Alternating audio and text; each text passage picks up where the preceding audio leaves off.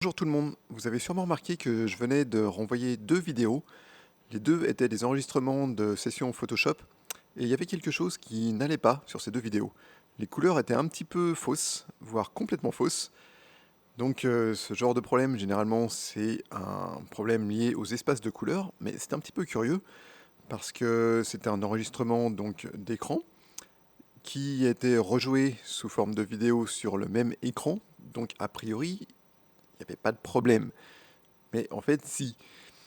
Le problème, c'est que mon écran, c'est un écran ISO que j'avais réglé sur l'espace de couleurs Adobe RGB, ce qui est parfait pour la photo et qui rend les couleurs comme elles devraient être. Donc tout a été configuré pour, Photoshop utilise cet espace de couleurs, le système a été configuré pour aussi, donc absolument aucun problème. C'est quelque chose que j'utilise depuis toujours de cette façon et ça fonctionne très bien, tout a été calibré, c'est parfait. Sauf que la plupart des vidéos utilisent l'espace de couleur Rec 709, qui est à peu près la même chose que sRGB, et forcément, ben, c'est pas le même que celui de mon écran.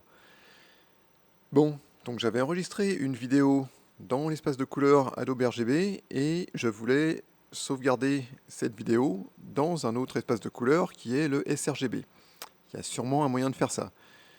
Malheureusement, que ce soit dans Resolve ou dans Premiere, bien que ces outils peuvent parfaitement faire des conversions d'espace de couleur, bah, j'ai trouvé aucun moyen de mettre Adobe RGB comme espace de couleur d'entrée. Bon, j'aurais pu tout réenregistrer, mais enfin bon, il y avait sûrement un moyen plus simple. Donc j'ai cherché sur Google, j'ai lu différents forums, et malheureusement, tout ce que j'ai vu, c'est que bien que Adobe RGB ce soit très courant pour la photo, ben, ça l'est pas du tout pour la vidéo.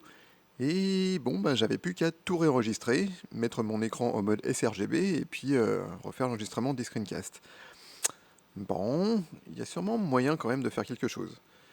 Bon, et j'ai fini par trouver, donc grâce à quelqu'un qui s'appelle Chris Wright, c'était sur le forum Creative Cow, et il a posté un message avec un fichier qui fait exactement ce que je cherchais, c'est-à-dire que c'est un fichier avec une lookup table qui convertit les couleurs de l'espace Adobe RGB en sRGB.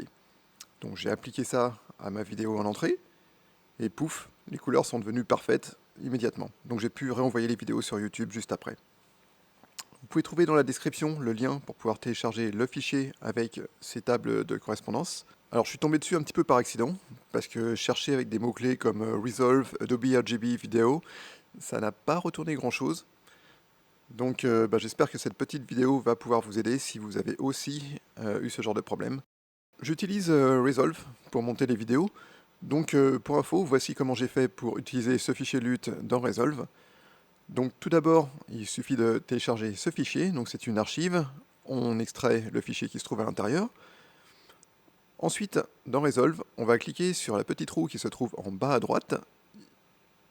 Ça permet d'avoir les réglages du projet. Et on va dans l'onglet Color Management. Ensuite, il y a un bouton qui permet d'ouvrir le dossier qui contient tous les fichiers LUT, donc tous les fichiers qui permettent de faire des conversions d'espace de couleurs. Donc ce qu'on va faire, c'est qu'on va copier le fichier qu'on vient de télécharger dans ce dossier.